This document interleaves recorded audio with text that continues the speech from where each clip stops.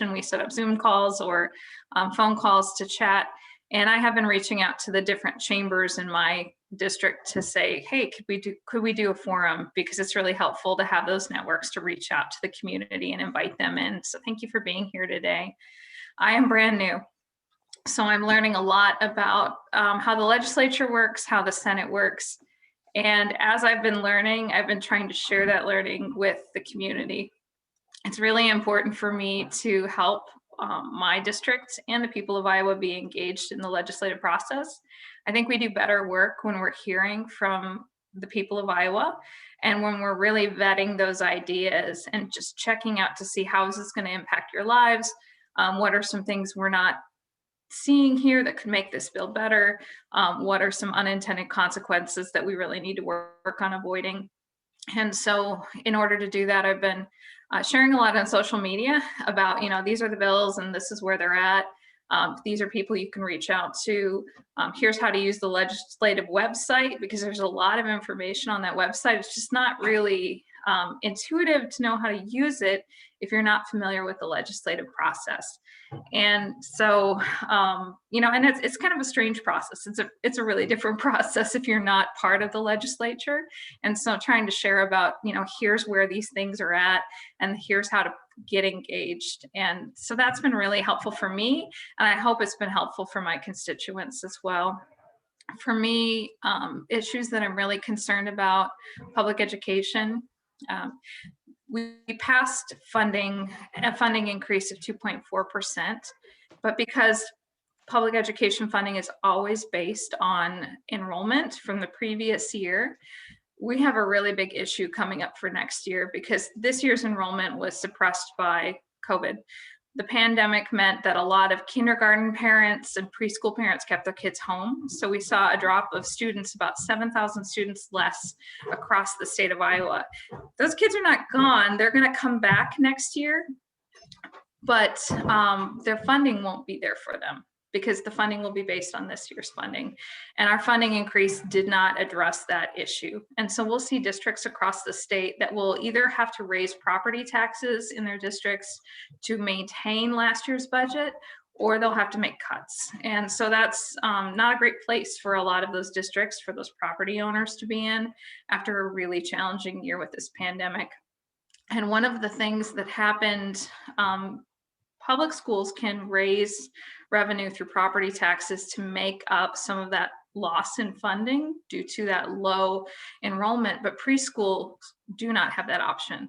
And so what we're seeing is a $7 million cut to preschool programs for next year. And I'm really concerned about that. So it wasn't addressed in the funding bill. We didn't fix it. And we still have the opportunity to do that though. And so folks can reach out to really anyone who is in leadership in the House and the Senate, the majority parties, and say, this is really important. We've got to fix this. We've got to make it right. We've got to make sure that we are expanding preschool programs and early childhood education options across our state so that we are investing in our future, because we know those early childhood dollars really pay off in the long run and make a huge impact for everything down the road. And we can't make that mistake this year because it will hurt grades full of students for years to come. I think that's my 5 minutes, isn't it? Okay, close enough. Thank you, Sarah. Representative Judge. Good morning, everybody. I am wearing my purple today in celebration of the Waukee girls winning the 5A state championship today. So really proud of them. It was fun to watch that game. A little bit about myself. For those of you that don't know me, my wife and I have been married for 38 years. We lived here in Waukee and Clive. Our kids went to Waukee schools for the last, they're all graduated now, obviously, but we've lived here for 25 years and really enjoy the community.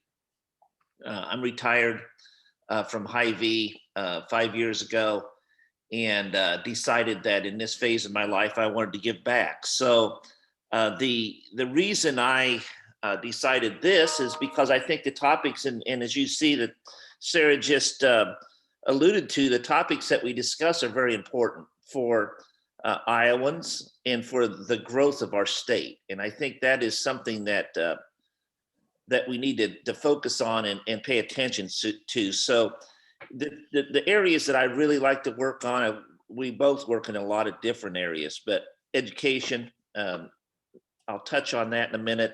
Healthcare, good paying jobs, livable with a livable wage. And then giving people opportunity. If you think about it, if you have education, if you have a good paying job with access to affordable health care, you can lead a pretty successful life. So those are the areas that, you know, I've been blessed to have a lot of good fortune and in this state. And I just feel the need to give back and make a difference. So I want to touch on the committees that I serve on, and I'm very pleased. I enjoy my committee assignments very much so. Agriculture, I'm the ranking member. Economic growth, which we do a lot of good work. Commerce, natural resources, and then the budget sub is economic growth. So I've really enjoyed the variety in these committees, and that's where a lot of the work goes on. So it's been a good year. We've gotten a lot accomplished. We have a lot more to do. Some good things, as you may think, some bad things you may think. But I would touch a little bit on, and you know, Sarah did a great job talking about this, but school, public education. That's very important to our state. And as far as I'm concerned, it's the economic growth engine that drives us. And what we do today has an effect on what happens 10 years from now economically. Sarah made mention of that quite frankly, in my view, we underfunded public education. She talked about the counts, but you know, I want to put it in something that we understand. And our state, you know, you're going to start talking about class sizes if we don't keep up with public education across our state. Reduced opportunities, you're seeing that in some school districts today as far as cutting curriculum. And I don't think there's any better place we can spend our money in this state than public education. And I tell people that we have the money. It's all about where your priority lies in spending. So I think that's one area that we missed the mark on this year. Sarah gave the good percentages there that are very, very important, because Brad Buck, our superintendent, said we have to have, I think Sarah, you said, what was it, 2.2% increase? We have to have 3.85% increase in funding to keep up with inflation and just to keep up, just to keep even. And we didn't do that. I feel we've let our state down. So I really believe that that's something that we have to continue to work on. We have to continue to talk about, and that's very important. The next area I'll talk just a little bit about, a place I really enjoy working is in economic growth. I've said on the last 2 years on the Iowa Economic Development Iowa Economic Development Authority Board as a non-voting member, just to learn and observe. But we just passed a bill Friday that I was very pleased to be involved in, that it was somewhat their omnibus bill, everything that they need for the next year to do their job. And they do great work in high quality jobs, statewide tourism, investing in technology, investing in technology for manufacturing. So important in this state, the small businesses that we have that are manufacturers, we have to keep continually investing, making sure they can invest, and then so we can keep up with other states. And these are good, high paying jobs. And I think that's important. And then also there's a revolving loan fund that we're creating that will invest in sustainable energy in the future. One area I'll just touch on is energy storage, and how do we harness some of this storage or some of this solar and et cetera that we're using. So those are all that's a committee I really like working on. It's very important. The next area I want to touch on is our mobile homes districts in this state. Let's see now, it's been about 3 years ago. We've started to see an influx of outside capital coming into this state. And I'm a capitalist. I believe in it. I think it's the way to go as our country is based on it. But when it runs and we bring investors in that see our laws, in my viewpoint, weak, and they're buying our mobile home communities. And what we've seen, Waukee's was the first one. Now there's over 30 that we've seen rents double. We have laws on our book that have no fault eviction. So I can come in at any time if you break a rule and evict you. And we're seeing that. We're seeing it in our communities. And there's a lot of fees. We've seen our fees, our costs double in Waukee. And a lot of times these folks are retired. They are disabled. They're veterans. They're working class. They're workers. They're out there earning a living and can't afford these increases for them. So it's an area that I've worked on for 3 years with some bipartisanly. We have not gotten there yet. We have a bill alive that can help us, but I have to end with a story. And why this is important is because we can look out our windows today and see a great day and we're blessed. But I'm going to tell you a story. I was in somebody's home there, and we were sitting there visiting, and we talked about how things were going with the new. I spent a lot of time in there, and we talked about how things were going and how it was going for her. And now that her rent has doubled, she has $35 a month left at the end of the month for items. She's been there for decades in that home, neat as a pin, living there. And she says, let me tell you a story, Kenna. Said, see the thermostat on the wall? I said, yeah. She said, I had to make a decision whether to get that fixed or pay my rent because of doubling. We may not think $200 a month is a lot of money. $250, it is a lot of money. And I had to make a decision. And before I got it fixed, my pipes froze. So I had to shower in another facility, in another area in Waukee. And oh, by the way, she's 73 years old. So if we don't stand for helping people that our laws are written for, that are not fair in this state, then that's what drives me and gets me going. And it started right here in Waukee. These are our neighbors. So I'm not going to give up on that. Those laws are taken care of, and it makes it just for all residents. So thank you for allowing us to, give you a little update on what we're working on, and I appreciate your time. Thank you, Kenan. I think we'll go over to DJ, and if you want to look into the chat and see what questions we have for the senator and representative, we can proceed from there, please. Don't have any questions posted just yet. So if anyone has a question, I did just post this in the chat as well. But if you want to post your question or the topic you'd like to ask about in the chat, we'll then call on folks to ask their question in person.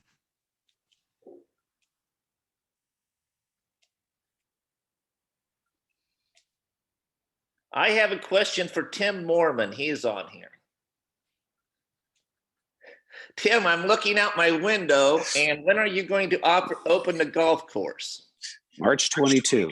Okay, good, good. I'm glad. Since there's no questions, it's nice to look out and see when somebody's listening. Thanks, Kenan. Yeah. All right, we timed that perfectly. Chris Crone has a question for Kenan about mobile home parks. Good morning, Kenan. Hey, Chris, how are you?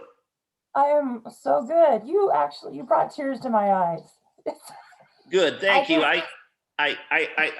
We need to have people that are moved by this, and I can get into this why it's happened, and quite frankly, we're fighting a powerful lobby, and but you know what? We're not gonna give up. But go ahead, Chris. You had the question, so I don't mean to interrupt. Well, it's more of a statement. And my 20-year-old daughter is here in the room listening with me, and we live here in the mobile home park, and I can't thank you enough for what you have done for the people here in this community. I feel very, very fortunate. It's my choice to still be living where I'm living. I can move, and I probably will, but I'm not done helping these people. And it's just so good to hear that you're still in this fight with us. And last year, or maybe 2 years ago already, I was there at the Capitol watching you, and you just can't thank you enough. Yeah, thank you, Chris. I really appreciate it. This is where I came from. These are the people that I grew up with. These are the people that live here. And I'm going to tell you very briefly, I'll tell you a little story, Cal, because I think this is important to know. We met with a group of them when they were first coming to town. And the reason they're coming to Iowa because our laws are just such that they can operate here. And they were as cold, in my viewpoint, calloused as you would want to talk to a group of people. I thought in my business background, I could get some people together in a room and say, look, let's look at this. I have no power to tell somebody they can't raise their rent, or you wouldn't want a legislator to be able to do that. But my thinking was, let's visit and talk about real people. And we talked and we discussed it, and they said, Mr. Judge, if you don't like the laws, change them, because we're well within the right to do this. And I understand that. So we need to be on this quest. It's just not Waukee. I have 25 stories inside that community that are people that I've talked to personally, and I could go on and tell you 25, but there's 30 more now in this state. And we're not, we have a bill that we can get attached some things to. We're working hard on it. We have a lot. I'm not going to sit here and tell you we're going to get something done this year, but we're working hard to get something done.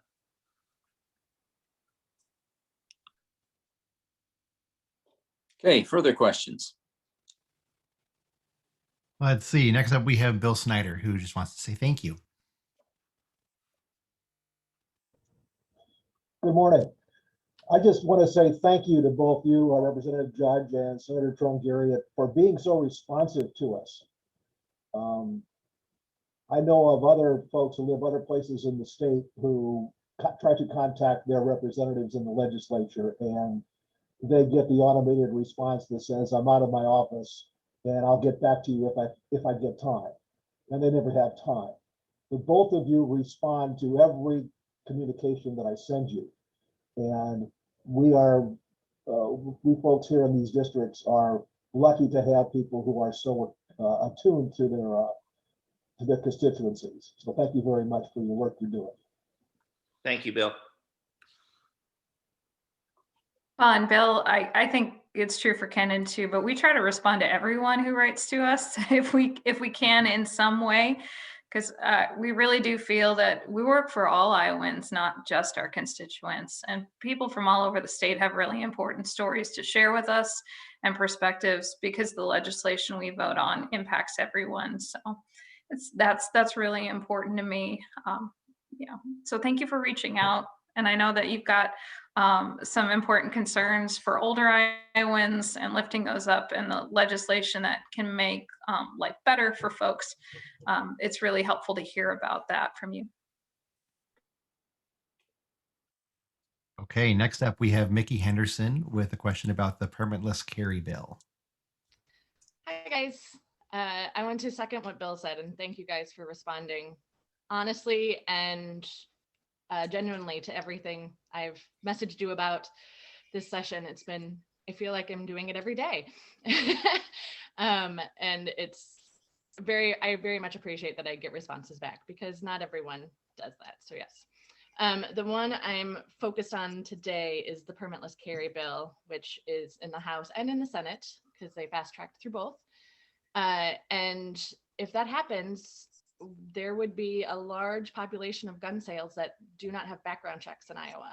And I just wanted to hear from you guys about I have a genuine concern about it, and just wanted to hear from you guys about it. So I am very concerned about it. So I spoke with a gun owner who actually lives in a neighboring district who said, this bill, he brought it up. He said, this bill is concerning to me because when he went through the permitting process, it gave him reassurance that responsible gun owners were the ones who were accessing firearms. And he said, it's concerning to me to take away that step in the process because it's a responsibility as well as a right.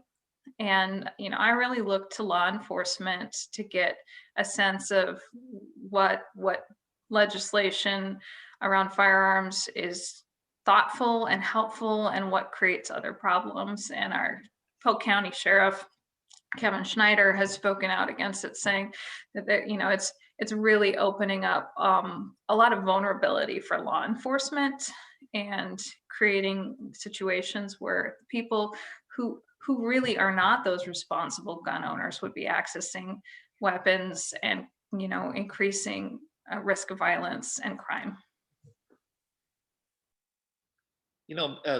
Mickey, I'll add into that. First of all, I'll start out with saying that I believe our founding fathers wrote a Second Amendment that is good. It's well written, and so I support the Second Amendment. However, I think these are risky, going too far, and it's just if it's a little bit every year, okay. It's a little bit more every year to someday, we'll be wanting to carry guns on school grounds. So I think I like to use the word balance. And I think the bill is out of balance with responsible gun owners that maybe don't read into it as far as that bill's several pages long. It creates a lot of leeway for you to have a gun and no checks and to carry a gun. So I'll be a no on the bill because of that. I think it goes too far. And it goes on top of a bill that we passed this year and last year, and you'll have on your ballot in 22 called strict scrutiny on gun. So we'd be one of 3 states that would have this bill: Louisiana, Missouri, and Iowa. And what that does is even just as, in my opinion, wrong, is it puts a fence around the Second Amendment in Iowa for a judge cannot, it's a legal review where a judge cannot read outside the lines of the right to bear arms. And you can't make any exceptions for that. So we're coming up in 22 and we're going to have that on the ballot in Iowa. Are we going to know what that means, strict scrutiny? I mean, it was difficult enough for me to figure out and understand that your Second Amendment rights has more, you have more rights than free speech. It's protected even more. It'd be the most protected item in our state constitution. So it sets us up for spending millions and millions of dollars in lawsuits, that people that have had their guns taken away, felons, etc. People now that can say, okay, well, I'm going to sue and get my guns back. So we have to be very careful that we keep the word balance in play, that we give a responsible gun owner, they don't have to jump through tremendous hoops to have a gun, and they have the right to carry a gun. However, we have to really weigh in on going too far. I've had a gun owner in my district, and they emailed me over the last few years 30 times. I just know this email comes up. It's always about gun rights. And they emailed me yesterday and said, Kenan, this bill is too far. They understand it. And so I think it's something that we have to educate our constituents about. And, you know, so many things that we discuss and do down there, you know, Sarah and I are involved in it. We live it, we breathe it, we understand the bill totally in and out, and we're in our bubble down there. But people, the community, you know, is leading their lives like they should be. And so education is going to be key in this bill. And I look for it to pass. I think it has the votes to pass. And I think we're going down a path that we don't need to go down. I agree with both of you. I think most Iowans don't know that the background check is done at the point of permit in Iowa. And so if you get rid of the permit, the background checks won't be done for unlicensed sales. So a lot of gun show online, which there's a huge market for online guns. And then, yes, thank you for bringing up strict scrutiny. That is definitely something that's going to have to be an educational thing for voters, because no one knows what strict scrutiny means, and it will alter what we can do and not do in the state, and it's very scary. So thank you guys very much. And just following up with the constitutional amendment piece, we last week also passed out of committee a constitutional amendment to protect the right to hunt and fish in Iowa. But that constitutional amendment makes it clear that there's still need for regulation of how much hunting and how much fishing and when and how, that's really important to wildlife management and ensuring that right. And I think it's interesting to see in that constitutional amendment, we're making clear that there's still important boundaries and regulations that need to be kept in mind to preserve that right. And in that other piece with the strict scrutiny, it's saying, no, we can't put regulations and boundaries. And I think, you know, really in order to preserve that right, you need some common sense provisions to help make sure that we've got responsible gun owners who are trained and well prepared having firearms. All right, next up, Courtney Clark has a question about human services funding.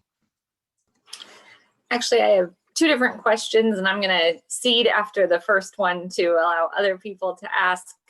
So I'll start with the public office question, the City of Waukee question first, and then if I have time later, I'll come back to human services funding. But there is a bill in place right now, Senate File 402, that is about big tech regulations. And if you can hear my kids yelling in the background, I apologize. but it is about denying funding or not allowing funding to those tech companies that might come in that in some way, shape, or form censor. And it's fairly broad in terms of its provisions and how it defines that, and or lack thereof of definitions. So I'd just like to hear your thoughts on that. Clearly, it's a bill that matters to a lot of cities here in Waukee that are having tech interest here in our state. So I'd like to hear your thoughts on that.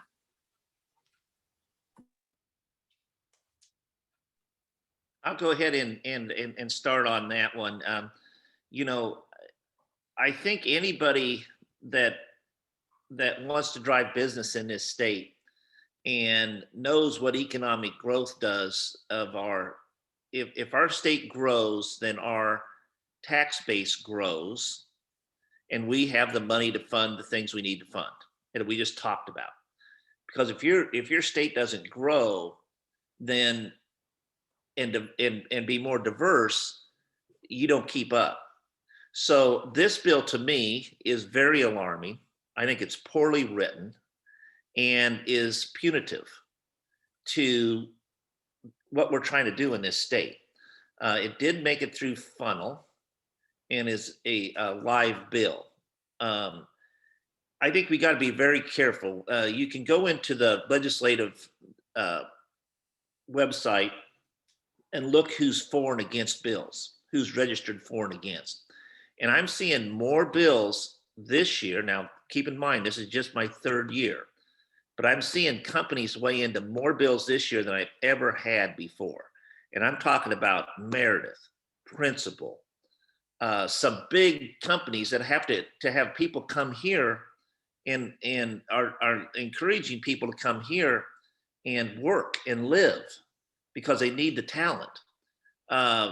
And we have to be very careful that we're sending a wrong message with this bill. I mean, we are a tech state. I mean, we've proven it in the who we're trying to get in Altoona and Waukee and some of these other places. I think this bill is punitive and not forward thinking, and we need to get it stopped. It's not good for the state, and we absolutely free speech is very, very important, and understand that. But this is not the place to tack it on to, and to make sure that we do that. So we'll see how that bill progresses. It'll be very interesting to see if it does pass the House and Senate, and I think there is some appetite to do it. You know, the governor's going to have a big decision to make. Yeah, it's so there in order to sign that bill or not, and so it'll be interesting to see that. There are a number of these First Amendment free speech bills in the legislature. And as I've been reading them, I'm really concerned because the language is inconsistent in the bill, the terms that they use, which makes it really unclear. And when folks are dealing with First Amendment issues, they need clear direction. Otherwise, what happens is that companies, municipalities, individuals, institutions become afraid to go too far. And so they really restrict themselves in their speech or their actions. It creates a chilling effect. And so in this particular bill, even if it does not pass, there's a chilling effect that's already happening. Companies are looking at that legislation and saying, you know, if we move to Iowa, if we set up shop, if we, do, a big venture in Iowa, the rug could get yanked out from underneath us. And we don't want that uncertainty. Companies don't like uncertainty. That's not good for business. It's not good for long-range planning. And so we are already seeing businesses, kicking Iowa out of bidding processes for new ventures. And, Iowa is seeming like less of an opportune place to start new projects. And that's really distressing. And it will, if this particular bill does pass and goes to the governor's desk, that's going to be a real challenge for her to decide, all those years of working on creating new relationships with national ventures and big corporations, it's really going to make it complicated and confusing because it is so big, and it's really kind of at the whim of the state to make those determinations. And then that seems to say that municipalities and other entities have to check with the state before they can enter into contracts with anyone. That seems like work that we shouldn't be doing. It seems like it's taking away decision-making power for municipalities, for counties, for our hospitals and our colleges and universities that, we shouldn't, that's not our place. That's not where we should be going into. So we're meddling in a lot of things and making it very, very complicated. This bill seems born more out of a grudge than out of actual strategic thinking about preserving freedom of speech and, addressing some real issues in First Amendment rights, corporations, businesses, tax cuts that we do need to deal with. it's not well thought out, like Representative Judge said. You know, and I'll add one last thing on this. It may not be directly on this specific bill, but the last time I looked, and it was just this year, 11% of our economic activity in this state is because of the insurance industry. So these are big corporations. These are big companies that have people looking at our laws and thinking, do we want to invest here? And on the outset of that, people may not think, well, that's not that a big, such an important bill. We should have never brought these companies to Iowa anyway. I've had people tell me that. That's, in my opinion, short-sighted thinking. But I will tell you that the business community and these big insurance companies and these big corporations, they watch this stuff. And we're sending, to Sarah's point, the wrong message on a number of bills. And this is just one. So it is important. And I wanted to talk a little bit about that. So thank you. All right, next up along a similar thread, I believe, Diane has a question about the potential impact to attracting businesses based on some of the bills currently in front of the legislature. Right, I think you did touch on this, and I do appreciate you both being here. And again, being so responsive to emails. It's really refreshing and appreciated. And you did touch on this, that you are seeing some feedback from businesses on the big tech bill. And I would assume things like the tenure ban, that can harm attracting professors to universities. So I guess since you have touched on it, I'll alter my question a little bit. Is this feedback that you're getting from the business community having any sway with the people that are supporting some of these bills? So I can't quite speak to, what's happening behind the scenes, especially with the supporters of some of those bills. But there are so many bills that are impacting potential growth and business development in our state, not just the ones, as you pointed out, that are specifically related to those contracts, but things like public education, the tenure bill. I spoke with John Deere and they said, one of the primary reasons why we like to have so many operations located here in Iowa is your state universities. That you have these incredible research centers, great places for connecting and innovation and for future employees. And those are really, really valuable to the business community. I would like to see the business community weighing in a little bit more on some of the other bills that are impacting the quality of life in our state, especially when it comes to public education. Especially when it comes to water quality and amenities and just that overall quality of life, because those are really important to talent recruitment. And we have seen some pretty strong response from the business community around some of those bills that target the LGBTQ community, especially the bathroom bill, and those did not make it through the funnel. But every time bills like that come up again, it has this effect that sends a message. And so for businesses, the biggest thing that they've been working on that I hear about all the time is talent, recruitment, and retention, and bringing in people and keeping people in the state who are talented individuals. Workforce is just such a huge issue.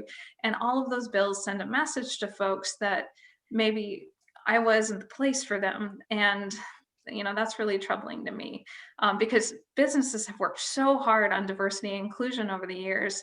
And these bills really set it back and create an environment that, makes people second guess. And right now you can work from anywhere. Because of the pandemic, we've had a real change that all these things are possible now that weren't before. And so there's folks who can choose the place they want to live and work for companies no matter where they are. And we want people to be choosing our community as a place that they want to stay, they want to settle, they want to live, they want to pay taxes, they want to be part of the community. Because, we have to show them that the quality of life is worth settling here and living here. Yeah, good job on that, Sarah. I mean, you answered it very well. I don't know of any legislators that's having an effect on. I mean, I can't answer that question, but I can dovetail very briefly on what Representative Trone or Senator Trone Garriott said, in that sometimes it's not only one person you have to get here to say, hey, move to the state. You have to convince your spouse to move here. And I know for a fact, I know people companies that have told me, said, Kenan, this is hurting me to bring people in here from New York to come here and work. So a couple I wanted to move out here. So, he was game, but his wife said, I'm not moving to Iowa. Are you kidding me with these bills they putting out? I mean, so we got to be very careful and walk a fine line that we don't do something this year that affects us 10 years from now in our economic growth. I can't stress it enough. We have to grow this state in order to afford the services we provide. I mean, 74% of our budget is in public education and healthcare. So if we're not growing, those costs are not diminishing. We've already talked about not funding public education well enough. So we need to be looking for ways to encourage business activities, not to discourage. And very, very important for not only this year, but for 10 years from now.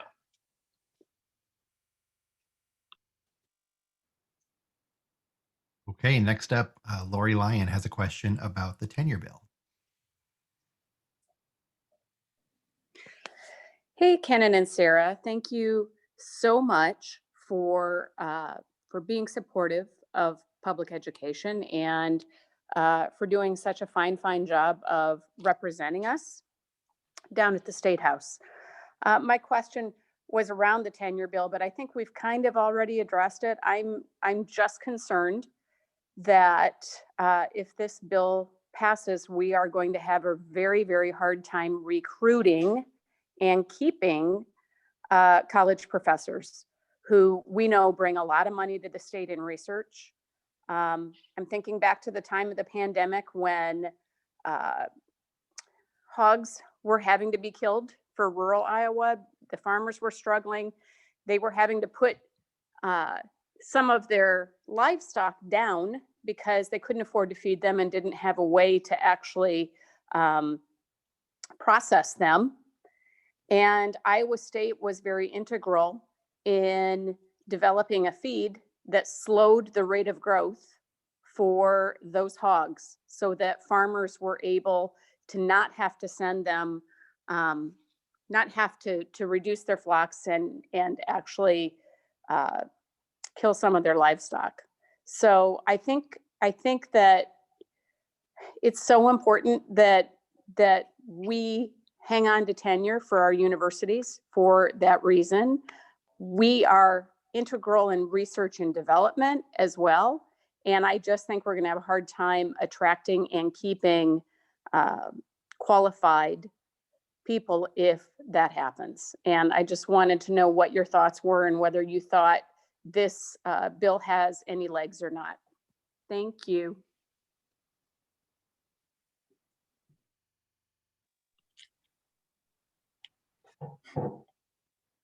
I feel like Ken and I should take turns. So I think it's your turn, Kenan, first. Thank you.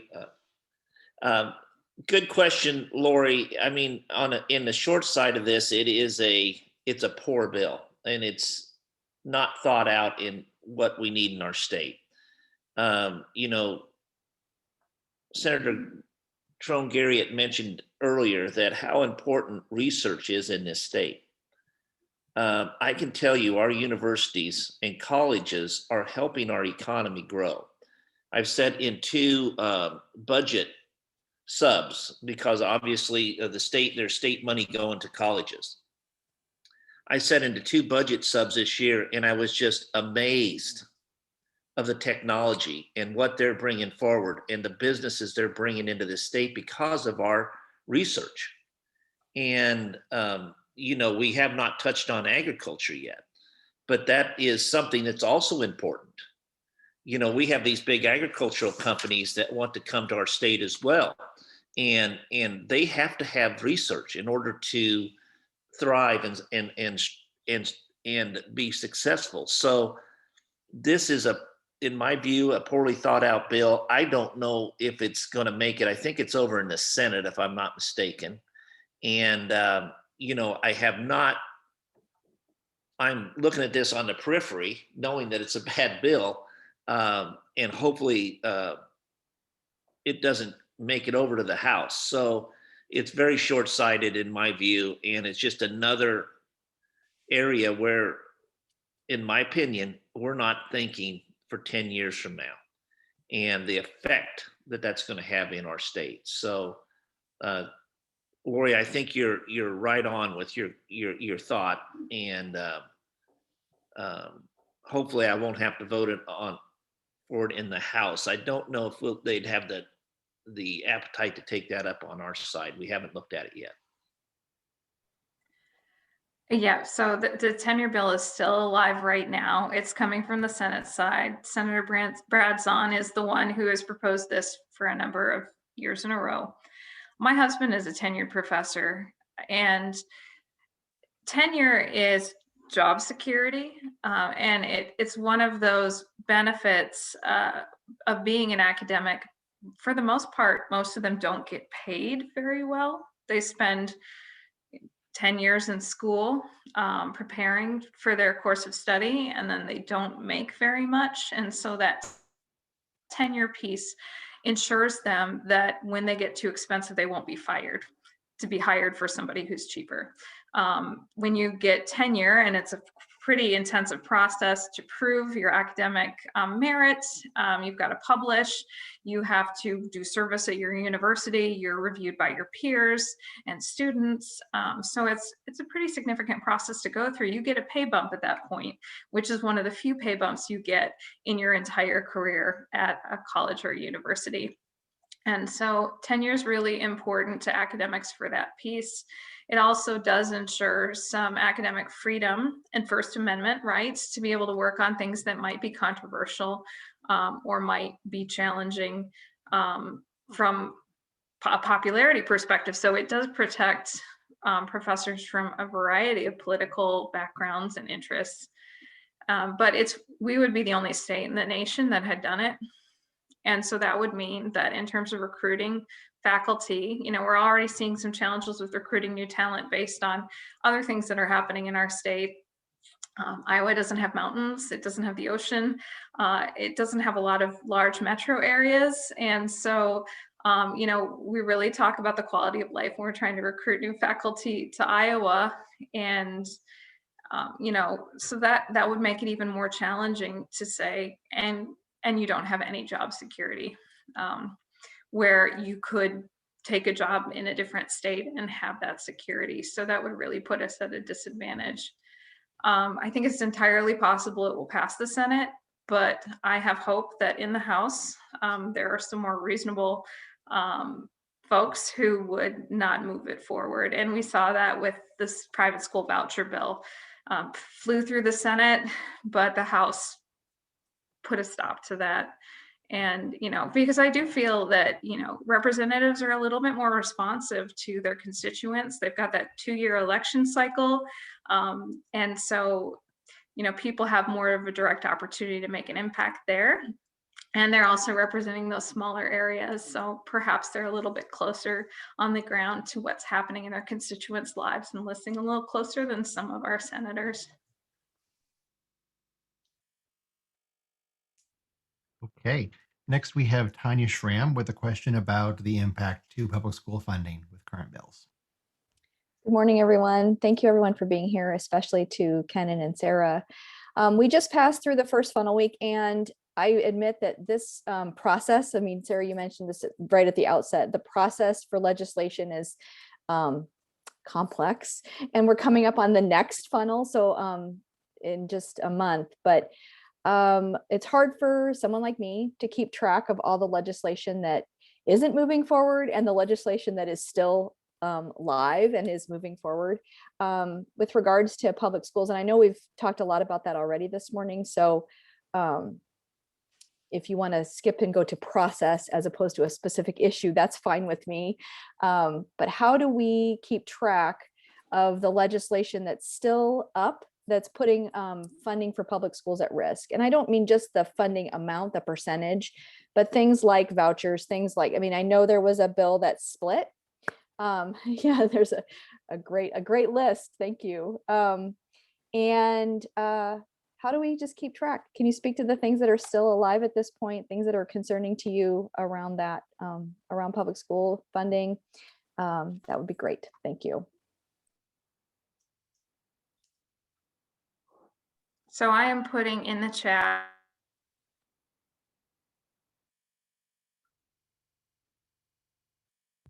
I'm putting in the chat a couple articles.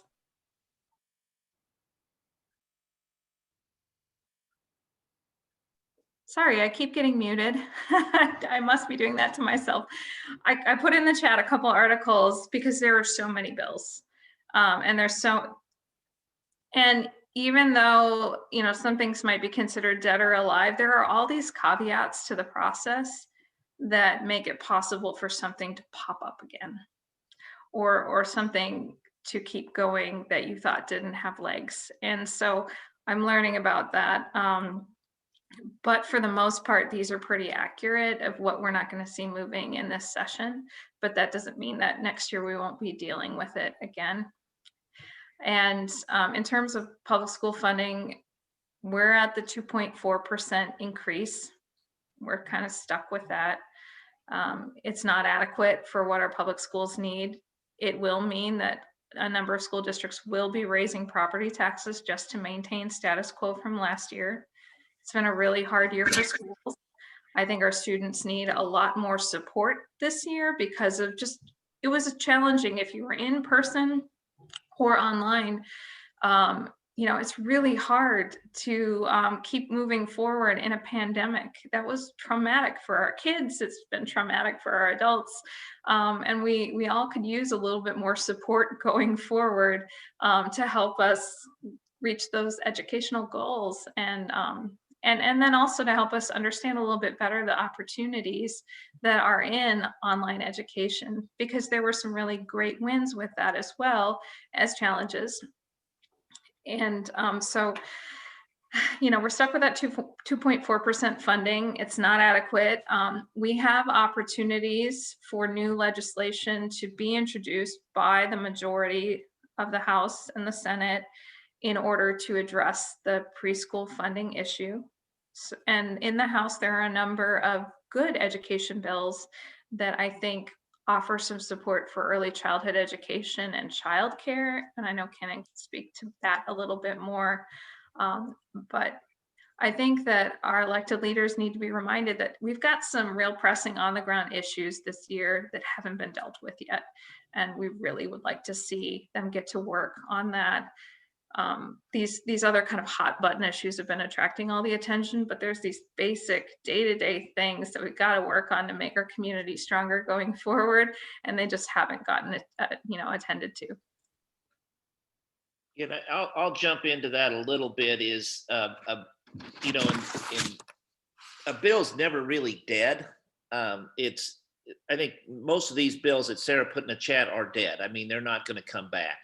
But there's always ways to introduce legislation and amendments and et cetera as we go forward. But, you know, we touched on the inadequate school funding, and we know that for a fact in our Waukee schools. I mean, it's Dr. Buck said, hey, we have to have 3.85% to stay even. We discussed that a little earlier on, but I'll put one more area in there that we need to consider funding and making sure we have the resources is mental health.